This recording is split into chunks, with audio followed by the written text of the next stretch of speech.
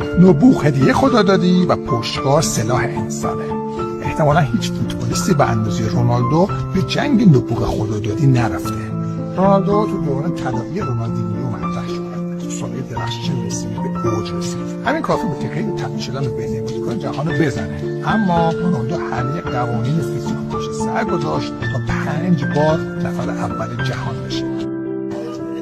آقای گل دیگه برتر و منچستر قهرمان همه جام‌ها شد. رئال 4 بار قهرمان اروپا کرد. به تنهایی تو صدر گلزن‌های تاریخ لیگ قهرمانان قرار گرفت و حالا دنبال چالش‌های جدید هنوز از خیلی‌ها سریع‌تر می‌دوه و از هر کسی بلندتر می‌پره.